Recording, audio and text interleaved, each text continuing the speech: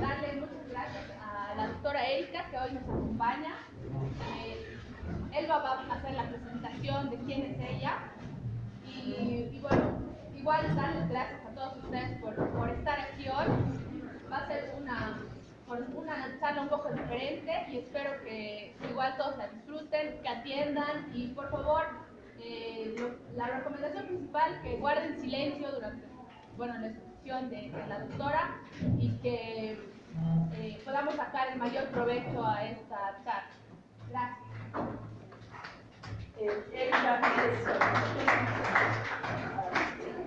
Erika es doctora en teología, así que nos hacemos el jugo, apelamos todo lo que podamos de ella. Es directora del CEPROLAI, que es el Centro para el Laicado, sí.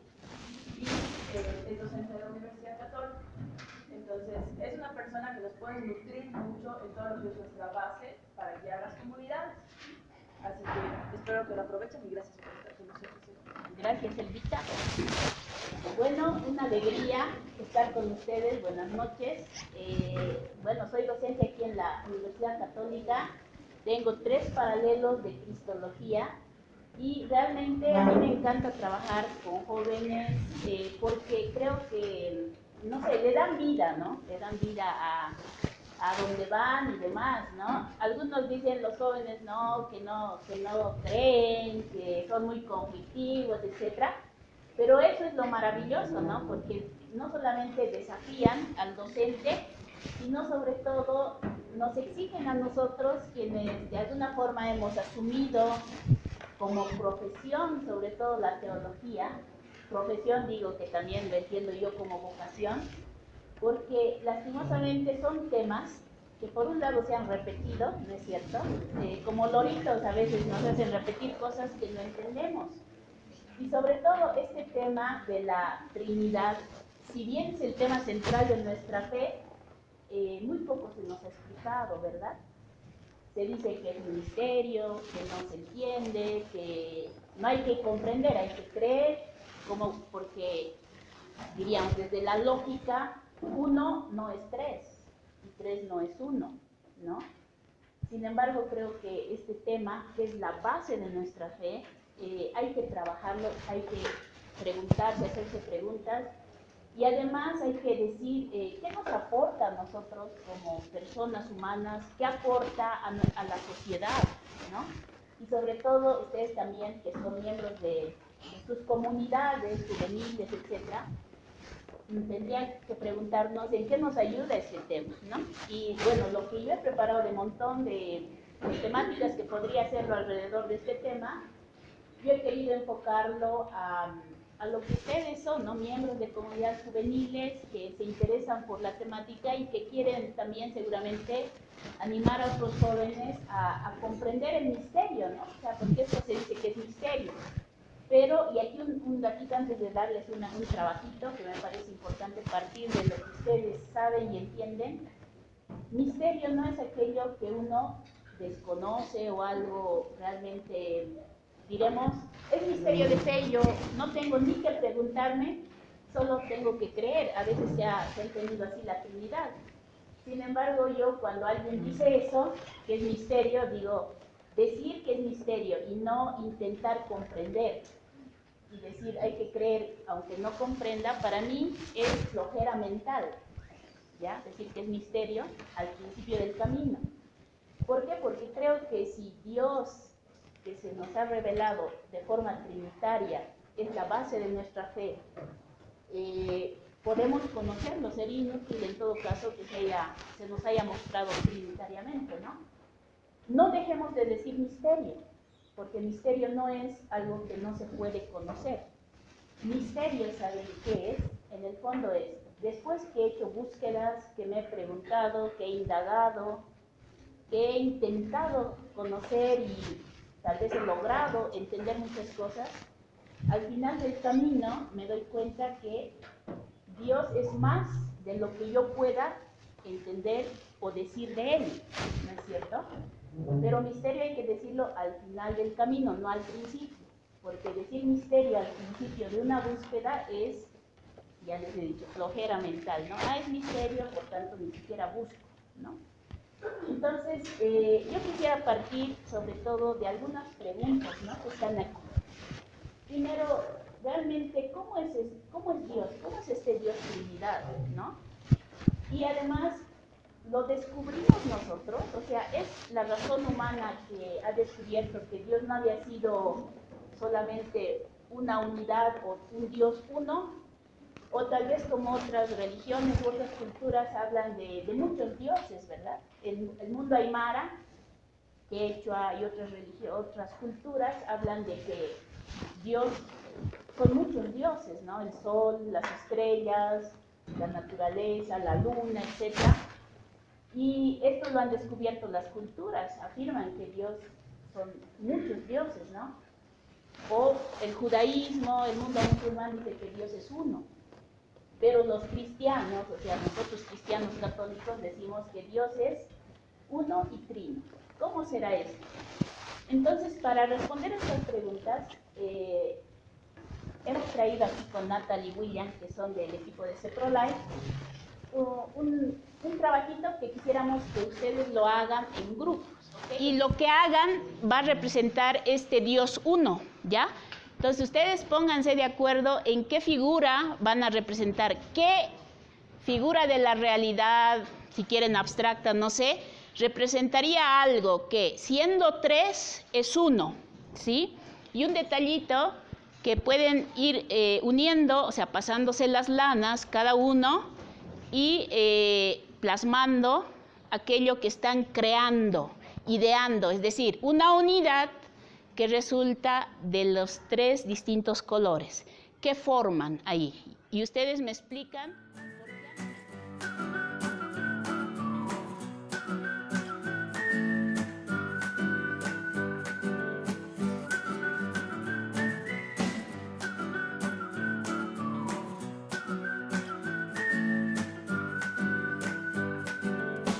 Do you remember things we've done together? Talked about being so free. I'd like to kiss you, desperately kiss you, like I did in 1993. Summers came, years passed by, but I can still hear us singing.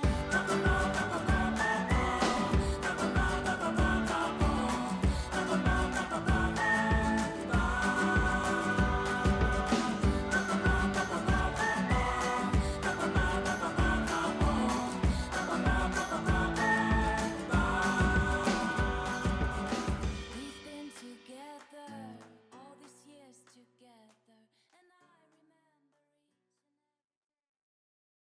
remember. Yo los felicito porque realmente en cada imagen que han hecho no había herejías, ¿ya?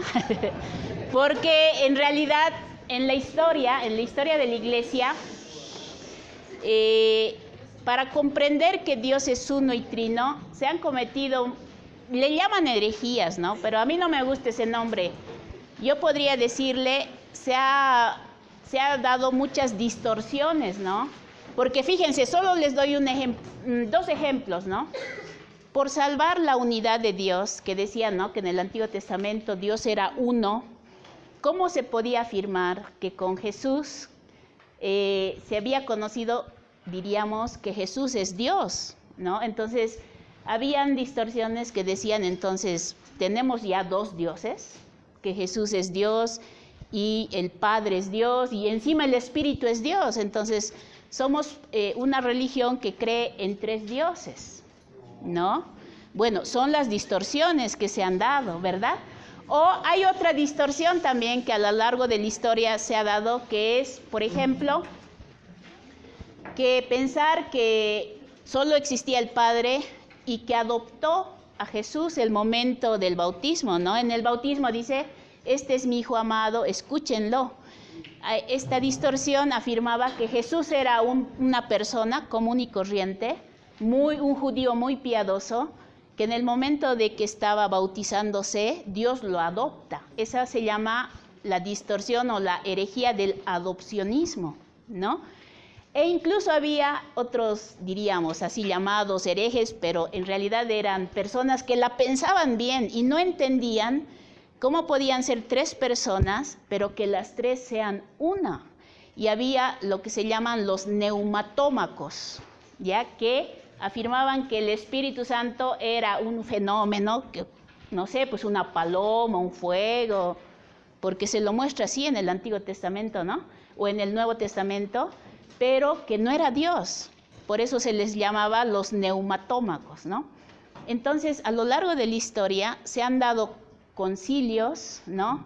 Muchos, para entender que, por ejemplo, el Padre es Dios y que el Hijo Jesucristo es su Hijo, pero que es Dios como el Padre, que no por ser distinto es otro Dios, ¿no?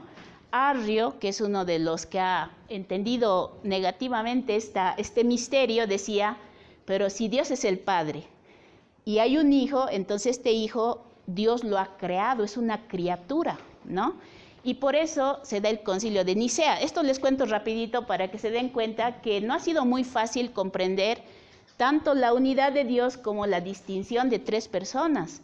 Y entonces Arrio decía, no, pues si Dios es el Padre y es uno, y existe un Hijo, es menor que el Padre.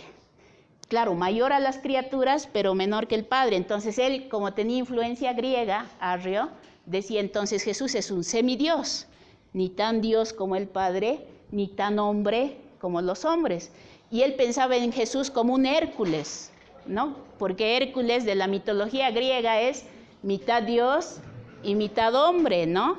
Y por tanto, surgió el credo de Nicea, es el que rezamos, ¿no? El niceno constantinopolitano, tal vez alguno ha escuchado ese credo. Nosotros rezamos el credo cortito, y el credo niceno constantinopolitano, por ejemplo, dice, creo en Dios Padre Todopoderoso, creo en Jesucristo, unigénito Hijo del Padre, engendrado, no creado, de la misma naturaleza del Padre, Dios de Dios, ¿no? Luz de luz, Dios verdadero de Dios verdadero, etc. Entonces, aunque no crean, yo me imagino un poquito toda este conocimiento de Dios uno y trino, que ha llegado a nosotros y que nosotros, ustedes, ya lo pueden plasmar, diríamos, sin errores.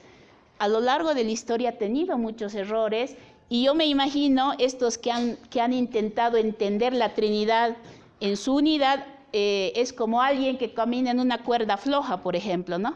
Así equilibrándose con un palito, y la cuerda floja es no cometer estas distorsiones, es decir, entender que Dios es uno, y que es trino a la vez, son distintos pero unidos, ¿no? Y fíjense, ha sido tan complicado que seguramente pocas personas, y yo creo que ustedes son un grupo privilegiado, logran explicar la Trinidad de una forma clara y una forma actualizada, ¿no? Por un lado eso, y por otro lado también lo que ustedes han hecho, las figuras que han armado como la pizza o este mundo nutrido, por ejemplo, por estas venitas, etc., ya lo hicieron los primeros padres. Por ejemplo, los primeros padres hicieron la analogía del árbol. Esto del árbol es una analogía antigua, ¿no? Porque siempre imaginaban al padre más bien como la raíz, ¿no? Al tronco como al hijo, y a las ramas y a las hojas como el espíritu, ¿no?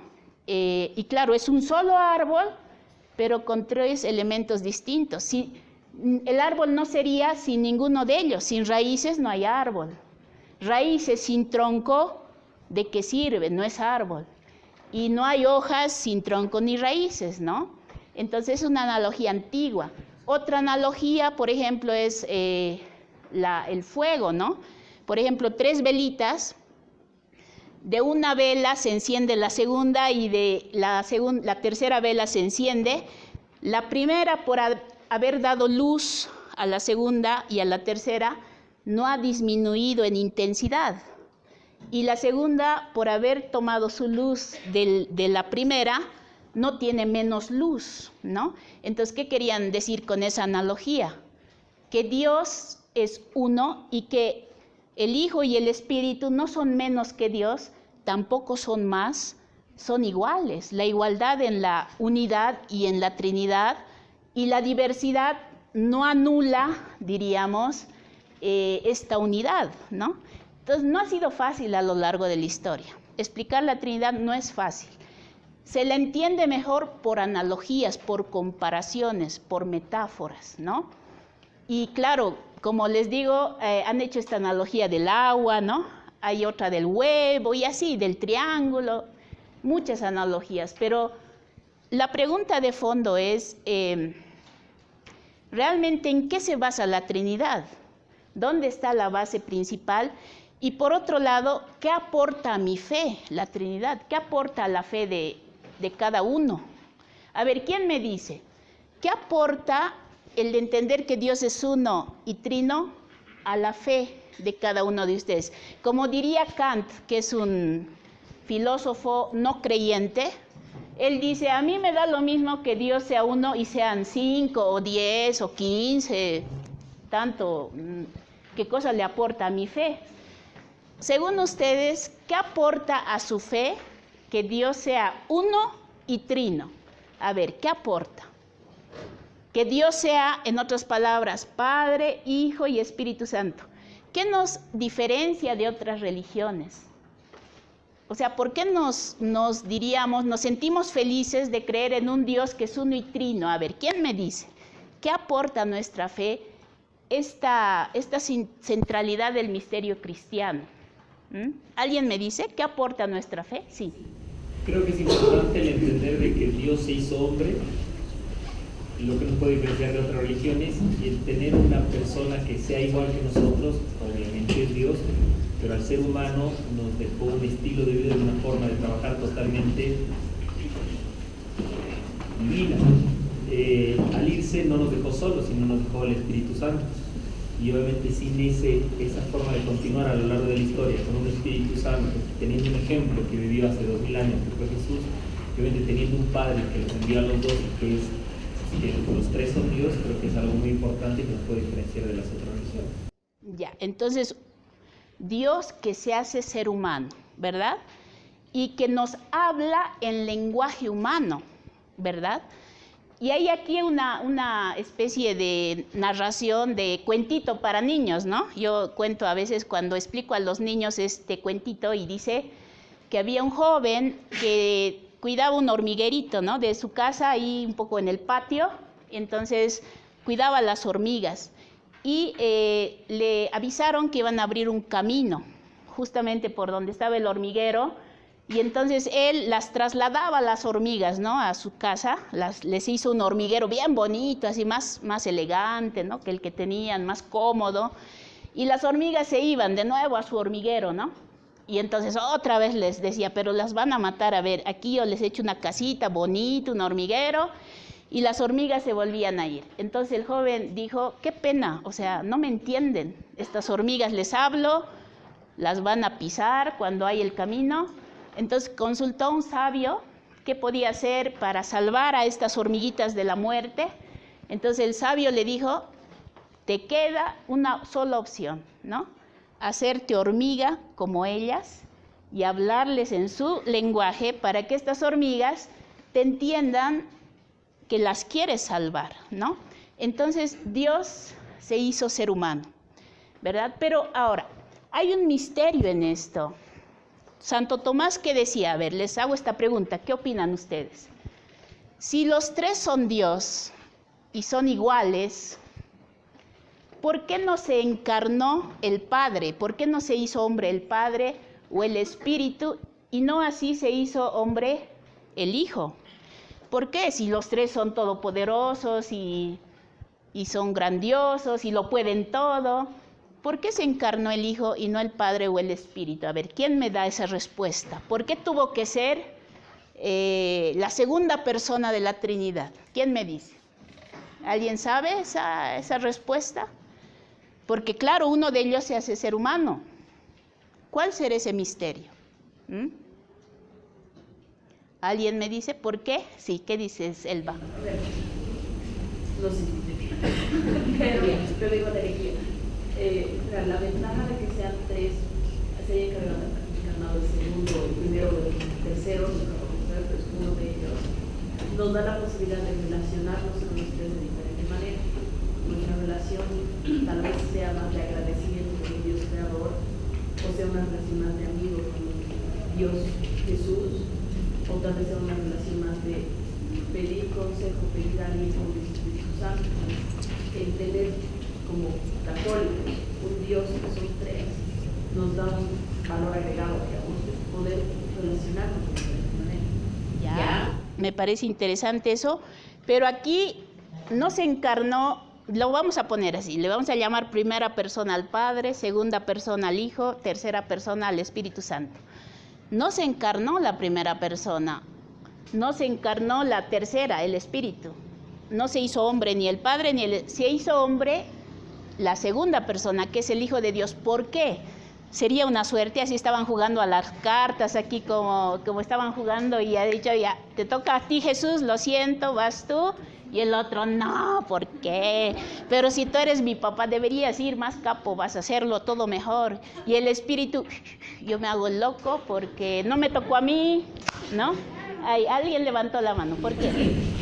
No estoy completamente segura, pero creo que es porque Dios, a través de Cristo, nos manda que nos ha creado a su imagen y semejanza, ¿no? Entonces, viene Dios en segunda persona para mostrarnos que es tan humano como nosotros, pero que es divino también, ¿no? Entonces, viene en, no sé si lo que voy a decir está bien, pero viene en forma de Jesús, digamos, ¿no? Sí, y no en forma de Espíritu Santo, o no en forma de Dios Padre, porque precisamente tiene que relacionarse con lo humano, para que nosotros podamos de alguna manera identificarnos con Él, y no se lo vea solamente desde una superioridad o desde una fuente de inspiración que nos muestra, sino que se asemeje a la humanidad. Ya. A ver, por ahí vamos, todavía falta un detallito. Sí, aquí levantaron y aquí también creo, ¿no? Creo que primero él y te doy la palabra, sí. Adelante, adelante. Me parece que se hizo hombre porque era un momento en el que los hombres son necesitados. Me parece que era un momento de la historia en el que se había perdido totalmente la comprensión de lo que era el padre, o sea, la primera persona. Entonces, al ver esto, yo creo que el que se encarna de la segunda persona era lo que el mundo necesitaba en ese momento. Que llegue ese profeta que denuncie todas las injusticias y que llegue a ser un modelo que el día de hoy sigue siendo referente para todos. Era un tiempo propicio, un momento dado, importante, ¿ok? ¿Por ahí va? Sí, ¿qué dice? Ya, no importa, ¿no? Aquí no hay la Inquisición, ¿no? Para quemarnos. Si estuviéramos en época de que ya el fuego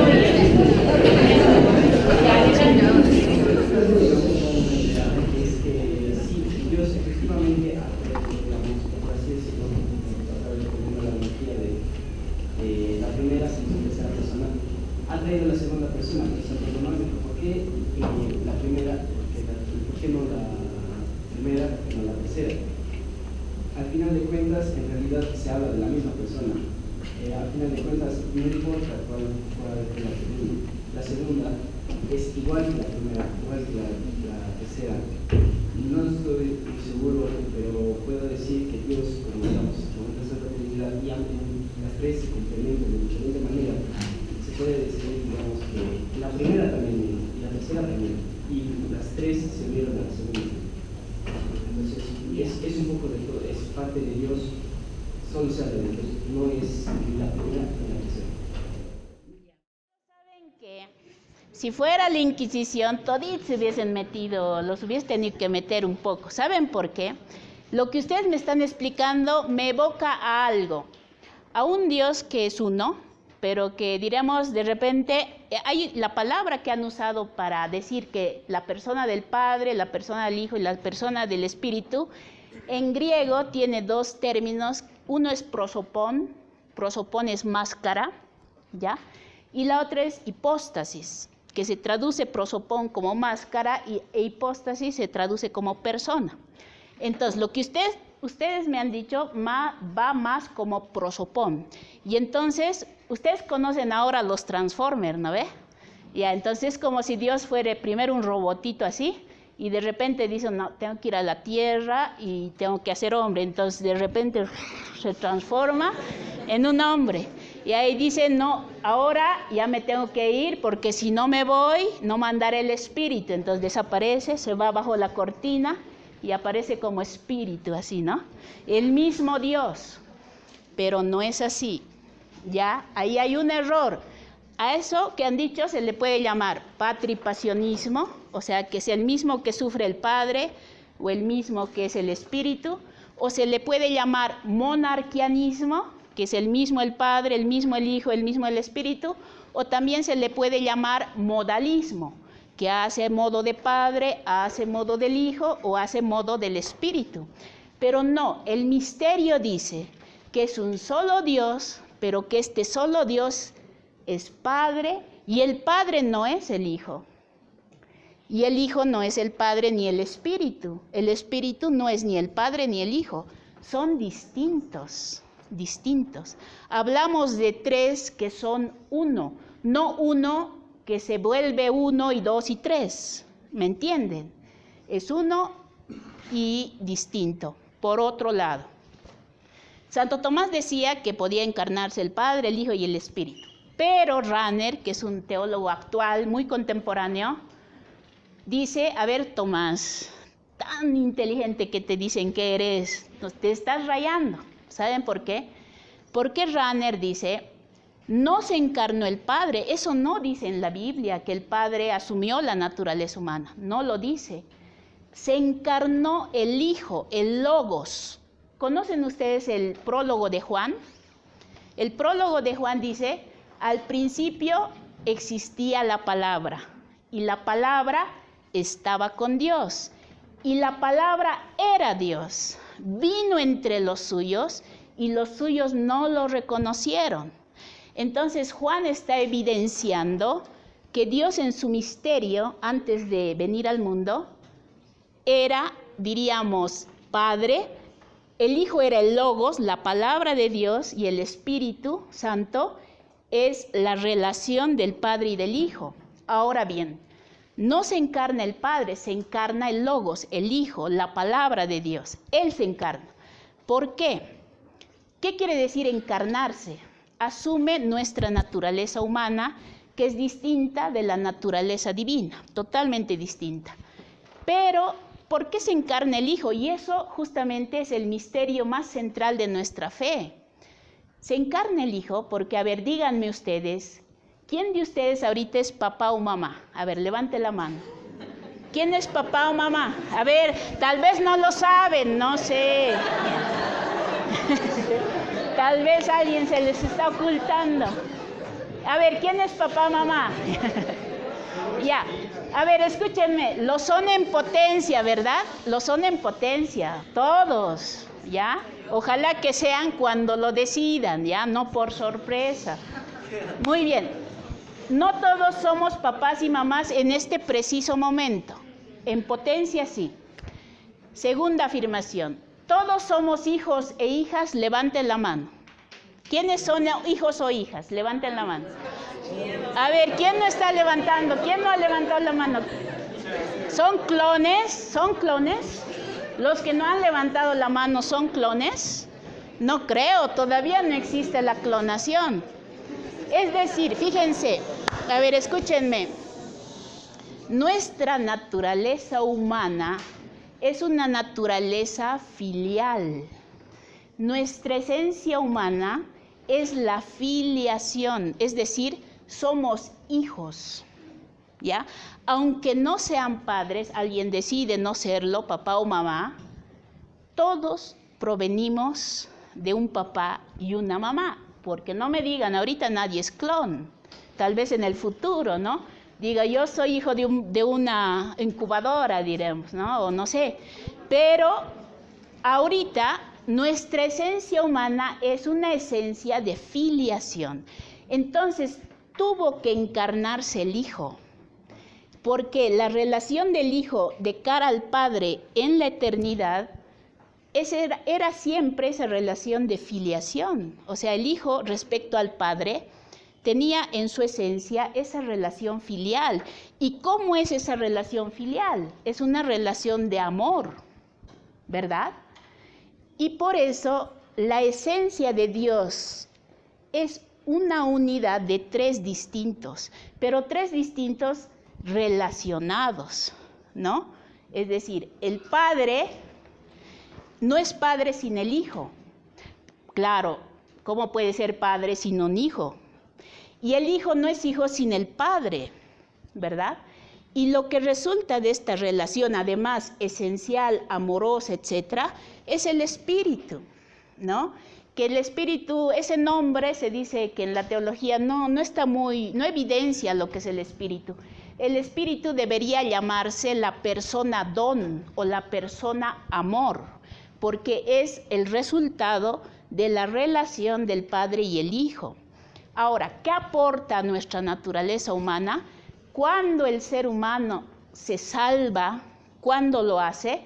Cuando se siente y se entiende hijo de Dios, cuando lo descubre, cuando esencialmente se siente así.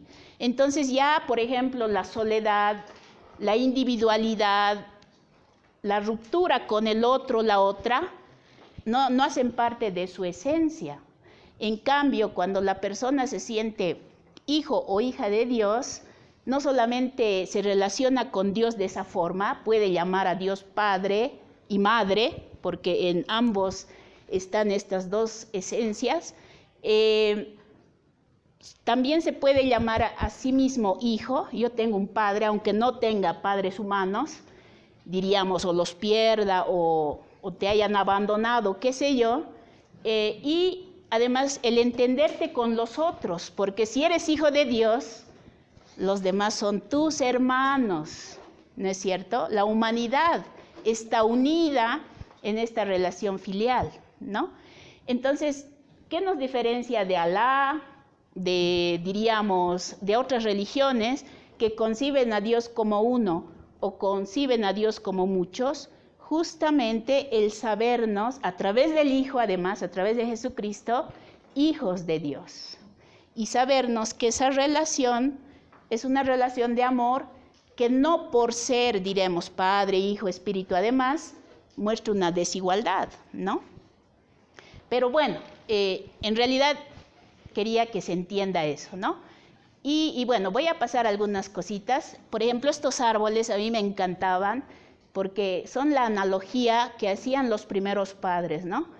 Y incluso las culturas tienen tanto respeto al árbol porque dice que abrazar a un árbol te da mucha energía, ¿no? Entonces, ¿cómo no encontrar a Dios y sobre todo Dios Trinidad en un árbol? En la historia, como les decía, se han hecho muchas simbolizaciones, muchas imágenes de la Trinidad. Por ejemplo, esta es muy famosa de Rublev, André Rublev, que muestra la Trinidad, fíjense, como tres personas totalmente idénticas. Pero si analizamos este ícono, que además es un ícono de la teología oriental, muestra sobre todo, si se fijan, creo que esto está un cachito, embrujado de casi Dios. Ya, a ver, aquí no se ve un triángulo, se nos ha explicado la Trinidad como un triángulo. Más bien este icono muestra una circularidad. Si ustedes ponen un compás en el cáliz, van a ver que es un círculo perfecto que engloba a los tres, porque más que entender la Trinidad como triángulo, hay que entender la Trinidad como una circularidad. ¿Por qué circularidad? Porque la Trinidad es relación, es un Dios relacional. Y además es lo lindo de la Trinidad, fíjense, no por ser Padre es más que el Hijo, o no por ser Hijo es menos que el Padre, y si lo llevamos diríamos, a nuestra realidad, nuestras familias, el concepto de familia tendría que cambiar. Por ejemplo, los papás a veces dicen, a ver, hijo, cállate, no, yo soy tu papá. Ya, de un grito nos hacen callar. Cuando en la Trinidad, el hijo, por ejemplo, tendría que decirle al padre, mira papá, yo tengo la razón, tú te estás equivocando, Y habría razón en esto. Pero voy a pasar rapidito. Porque, bueno, también esta es una iglesia de la Baviera, en Alemania, que representan a la Trinidad y que el Espíritu Santo es mujer en esta imagen, ¿no? Y no hay ningún escándalo en eso, porque el Espíritu Santo en términos hebreos es ruaj, y ruaj es femenino, ¿no? Entonces, no hay para nada un error entender, diríamos, el Espíritu Santo en una dimensión femenina, ¿no? Solo les muestro cómo han ido identificando un poquito estas ideas. Pero bueno, les decía, ¿no?, que este Dios, que es uno en tres personas, no solamente muestra esta relación, sino una eterna comunión, ¿no? Y que también nosotros, sus hijos e hijas, estamos llamados a la comunión porque somos imagen y semejanza de esta Trinidad. Por tanto, somos seres comunitarios. Es decir, las personas, si llegan a entenderse a sí mismos como soledad, se están deshumanizando, ¿no? Porque nuestra esencia es relacional, porque venimos de un Dios que es relación. Entonces dice, la soledad es el infierno, nadie es una isla. Estamos rodeados de personas, de cosas, de seres por todas partes. Por causa de la Santísima Trinidad estamos invitados a mantener relaciones de comunión con todos, dando y recibiendo, construyendo todos juntos una convivencia rica, abierta, que respete las diferencias y beneficie a todos. Voy terminando. Por ejemplo, a ver, la imagen más clara de la Trinidad son las personas trinitarias, ¿ya? ¿Cómo es una persona trinitaria? San Agustín hacía la analogía de la Trinidad en analogía con la persona humana. Una persona trinitaria es aquella que tiene una armonía interna entre su mente, su inteligencia y su voluntad, ¿no? Imagínense, en la sociedad también hay personas un poco, ¿cómo se diría?, con algún desequilibrio, ¿ya? ¿Por qué? Porque dicen y no hacen, ¿no? No hacen lo que dicen, o hacen, pero no piensan lo que están haciendo, ¿no? Y son personas normalmente que no crean comunidad, que rompen la relación comunitaria, ¿no? Hay personas a veces que son piedra de tropiezo. ¿Haremos esto? Sí, todos. No, me opongo, no quiero, ¿no? O si no, haremos aquello, o iremos aquí. No. Entonces, las personas trinitarias, en cambio, crean relación.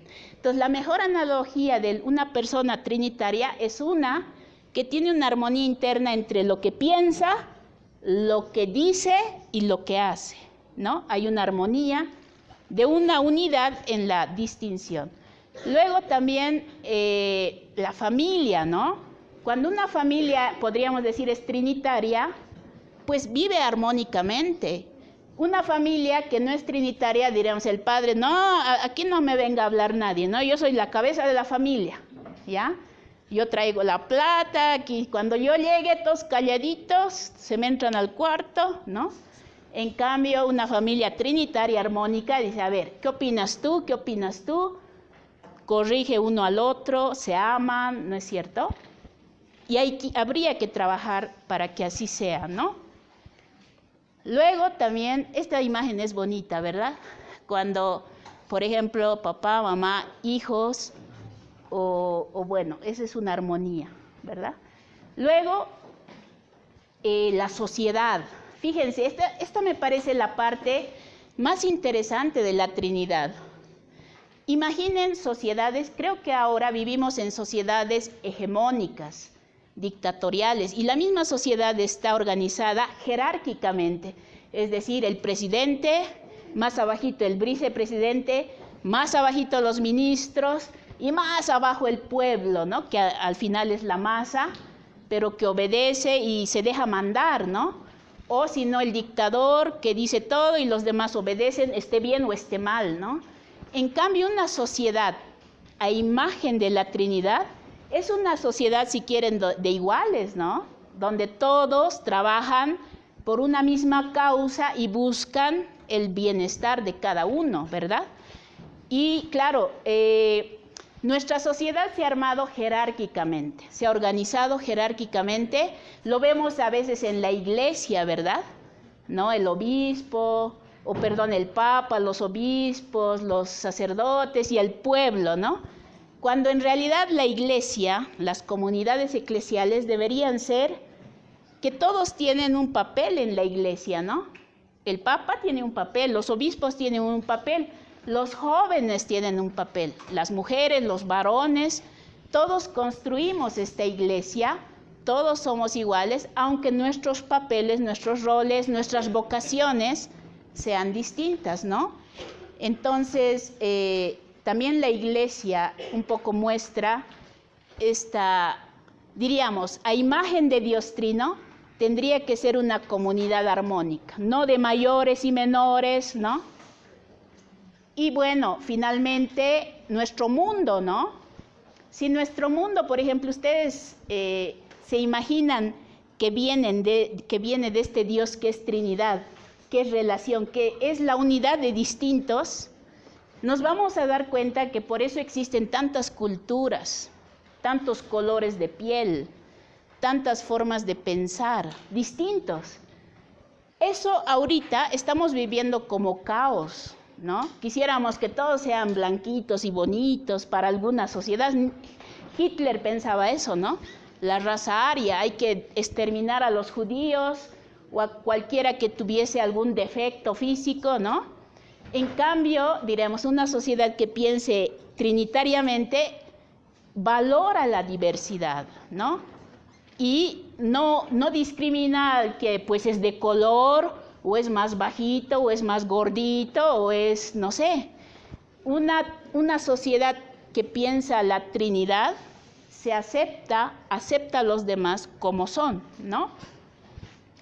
Y finalmente, pues aquí hay una imagen, que esto es científico, ¿no?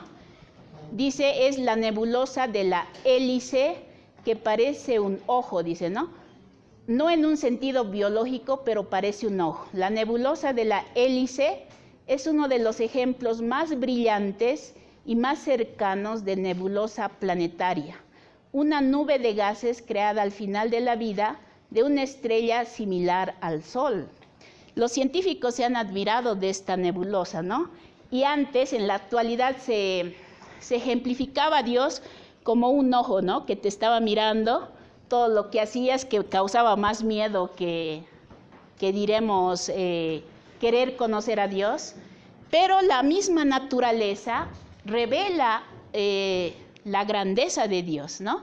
Y el cosmos, que es una multiplicidad de astros, de planetas, etcétera, vive en una armonía, ¿no? Entonces, en realidad, y con esto termino, Dios Trino, de donde venimos, que es una unidad en la diversidad, tendría que generar personas trinitarias, familias trinitarias, sociedades trinitarias, comunidades eclesiales trinitarias donde se acepten en la diversidad, donde no se quiera buscar la uniformidad, pero sí la armonía entre distintos, y finalmente un respeto al mundo, que es diverso, y que ahí radica la grandeza, ¿no es cierto?, de este mundo diverso, y que, pero todos vivamos en armonía. Eso es entender a Dios Trinidad, ¿ok?